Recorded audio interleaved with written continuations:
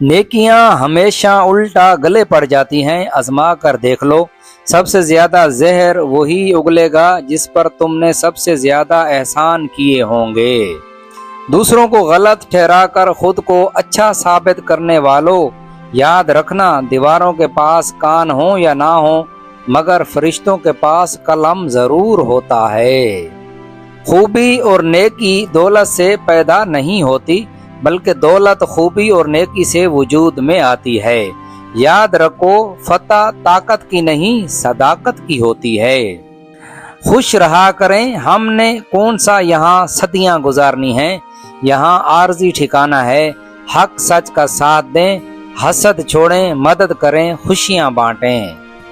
ایک دکاندار سے پوچھا گیا کہ اس بند گلی میں کیسے روزی کما لیتے ہو؟ وہ مسکرا کر بولا، میں جہاں بھی چھپ جاؤں موت کا فرشتہ مجھے ڈھونڈ نکالتا ہے، تو یہ کیسے ممکن ہے کہ رزق والا فرشتہ مجھے نہ ڈھونڈ سکے؟ ہارون رشید نے بہلول سے پوچھا، چور کے بارے میں کیا حکم ہے؟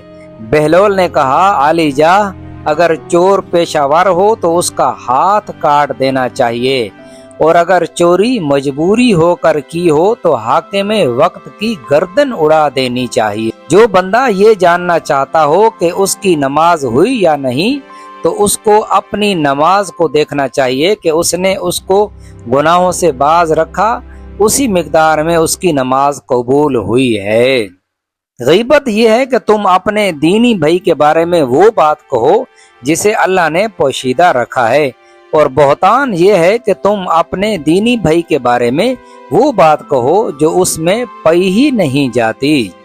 جس شخص کو اللہ کے ہر کام میں حکمت سمجھ آ جائے، وہ زندگی میں کسی بھی واقعے کے رونما ہونے پر شکوہ نہیں کرتا، صرف تسلیم کرتا ہے۔ مصیبت کا مقابلہ صبر سے اور نعمتوں کی حفاظت سے، شکر سے۔ تتلیاں ہمیشہ پھولوں سے بھی حسین ہوتی ہیں، لیکن جب باغات کے سودے ہوتے ہیں تو اہمیت پھولوں کو دی جاتی ہے۔ اسی طرح آدمی کتنا بھی خوبصورت ہو، لیکن اہمیت اخلاق والے کو دی جاتی ہے۔ آپ 40 سال کے ہو جائیں تو سمجھ لیجئے کہ زندگی کی اثر ہو چکی ہے۔ اپنے اخلاق، کردار اور آخرت کی طرف توجہ دیجئے، کیونکہ عصر اور مغرب میں زیادہ تاخیر نہیں ہوا کرتی۔ مکھی جب چائے میں گر جائے تو لوگ چائے پھینک دیتے ہیں، لیکن وہی مکھی اگر دیسی گھی میں گر جائے تو لوگ کبھی بھی اس دیسی گھی کو نہیں پھینکتے۔ لوگ اپنے مفادات کو دیکھ کر اصول اور آداب کا ڈھونگ رچاتے ہیں، اور اگلے کی طاقت اور حیثیت دیکھ کر فیصلے کرتے ہیں۔ گھر کا سربراہ بننا اتنا آسان نہیں۔ سربراہ کی حالت ٹین کے اس شیڈ کی طرح ہوتی ہے جو تمام موسم جھیلتا ہے، مگر اس کے سائے میں رہنے والے کہتے ہیں شور بہت کرتا ہے اور گرم بھی بہت جلدی ہو جاتا ہے۔ مخلص لوگ بہت کمزور ہوتے ہیں اور دھوکہ بھی جلدی کھا لیتے ہیں، کیونکہ وہ اپنے خلوص کی وجہ سے نرم پڑ جاتے ہیں، اور زمانہ ان کو نگلنے کی کوشش کرتا ہے، لیکن ان کی مدد اللہ کرتا ہے۔ دھوکہ کھانے والوں کو سکون مل جاتا ہے، لیکن دھوکہ دینے والوں کو کبھی سکون نہیں ملتا، وہ بھٹکتے رہتے ہیں۔ دولت اور کردار میں سے کسی ایک کے ساتھ چلنا پڑ جائے تو کردار کے ساتھ چلنا، کیونکہ کردار ہمیشہ آگے چلتا ہے اور دولت اس کے پیچھے۔ لوگ کہتے ہیں وقت کے ساتھ سارے زخم بھر جاتے ہیں، مگر حقیقت تو یہ ہے کہ زخم کبھی نہیں بھرتے، بلکہ وقت کے ساتھ ہمیں سہنا آ جاتا ہے۔ رب کہتا ہے کہ کسی کو تکلیف دے کر مجھ سے اپنی خوشی کی دعا مت کرنا، لیکن کسی کو ایک پل کی خوشی دیتے ہو تو اپنی تکلیف کی فکر مت کرنا۔ کسی کا حق کھا کر انسان دنیا میں تو خوش رہ سکتا ہے، لیکن روز محشر وہی اس کے گلے کا طوق ہوگا۔ خواہش نفس کو مغلوب کرنے کے برابر کوئی پرہیزگاری نہیں، اور خوف الہی کے برابر کوئی علم اور واقف کاری نہیں۔ صبر اس کا نام ہے کہ انسان کو جو تکلیفیں پیش آئیں ان کو برداشت کرے، اور جو باتیں غصے میں ڈالنے والی کسی سے سنے ان کو پی جائے۔ آپس میں اس طرح رائے ملاؤ کہ جس طرح پانی اور دودھ مشک میں ڈال کر ملائے جاتے ہیں، اس کا نتیجہ یہ ہوگا کہ صحیح اور درست رائے پیدا ہو جائے گی۔ جو اپنے فکر و عمل، شجاعت و مردانگی، تحمل و صبر، انصاف پسندی اور ہر قسم کے طرز سلوک میں نمایاں دکھائی نہ دیں، انہیں اپنا حاکم ہرگز منتخب نہ کرو۔ زبان سے تیز تیز توبہ کرنا جھوٹوں کی توبہ ہے، یہ ایسی توبہ ہے جس سے توبہ کرنا ضروری ہے۔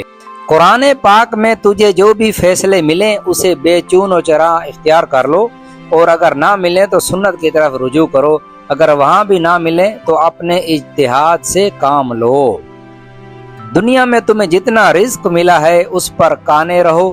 خدا نے کسی کو زیادہ اور کسی کو کم رزق دیا ہے، وہ خوشحال لوگوں کو آزمانا چاہتا ہے کہ وہ کس طرح اس کا شکریہ ادا کرتے ہیں، اور شکر ادا کرنے کا طریقہ یہ ہے کہ خدا کی عطا کردہ دولت سے وہ زکوٰۃ ادا کریں جس کا خدا نے انہیں حکم دیا ہے۔ حضرت شیخ ابو الحسن خرقانی فرماتے ہیں، افسوس اتنے ہزار بڑے آدمی، مدبر اور مختلف صورتوں میں معزز بوڑھے اور جوان غفلت کے کفن میں حسرت کی خاک کے نیچے دب کر رہ گئے، مگر ایک بھی ان میں سے دین کی رہنمائی حاصل نہ کر سکا۔ انسان کے لیے دو باتیں ہی کافی ہیں، نمبر ایک اللہ میرے حال سے آگاہ ہے، نمبر دو اللہ میرے عمل سے بے نیاز ہے۔ تواضع سے افضل بندگی کا کوئی لباس نہیں، تو تواضع کا خزانہ حاصل کرتا ہے، وہ ہر شخص کے سامنے اپنی اصل حیثیت کو قائم رکھتا ہے اور خود بھی ہر ایک کو اس کے صحیح رتبہ پر برقرار رکھتا ہے۔ حضرت بشر حافی لکھتے ہیں، دنیا کی عزت تین چیزوں میں ہے، کسی سے حاجت مت چاہو، کسی کو برا مت کہو، کسی کے مہمان کے ساتھ نہ جاؤ۔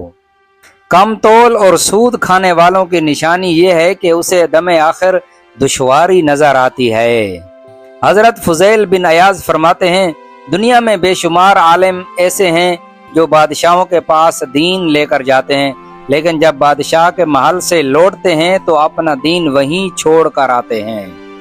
مومن انگور کی بیل لگاتا یعنی عمل صالح کرتا ہے، مگر وہ پھر بھی ڈرتا ہے کہ کہیں اس بیل پر کانٹے نہ لگ جائیں، جبکہ منافق کانٹے لگاتا ہے اور خواہش رکھتا ہے کہ اس میں میوہ لگے۔ حضرت امام بری سرکار فرماتے ہیں، فقیر کی شان یہ ہے کہ وہ دنیاوی مال و اسباب کا طلبگار نہیں ہوتا، کیونکہ دنیاوی مال و اسباب فقیر کی عبادت اور ریاضت میں خلل پیدا کرتے ہیں، اور اس سے فقیر کو اطمینان قلب حاصل نہیں ہوتا۔ اہل نفس وہ ہیں جن کا وزیر شیطان ہو اور وہ خود شیطان کا بادشاہ ہو، حرص و ہوس میں مبتلا ہو۔ عبادت و ریاضت کرنے کے باوجود بھی اللہ تعالیٰ کے فضل پر نظر رکھنی چاہیے، نہ کہ اپنی عبادت و ریاضت پر، کیونکہ ان کی قبولیت کے بارے میں تمہیں کچھ علم نہیں۔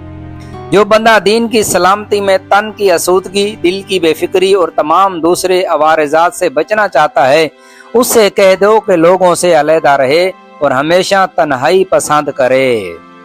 حضرت عبد القادر جیلانی فرماتے ہیں، ایسے رزق کی فراخی جس پر شکر ادا نہ کیا گیا ہو اور معاشی کی تنگی جس پر صبر نہ ہو فتنہ بن جاتی ہے۔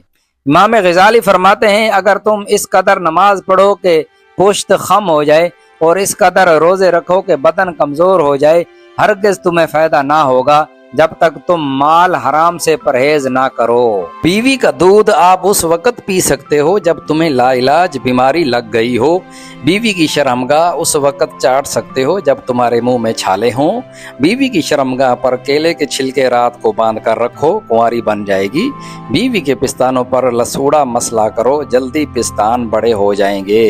میں شافی فرماتے ہیں، عزت کے ساتھ روٹی کا ایک ٹکڑا اور معمولی لباس اس بخشش و عشرت سے بہت بہتر ہے جس کی خاطر شرمندگی اور ذلت اٹھانا پڑے۔ اگر چاہتے ہو کہ اللہ تمہارا دل روشن فرما دے تو غیر ضروری گفتگو سے بچو، گناہوں سے دور رہو اور کوئی نہ کوئی ایسا عمل خیر ضرور کرو جس کا علم خدا کے علاوہ کسی کو نہ ہو۔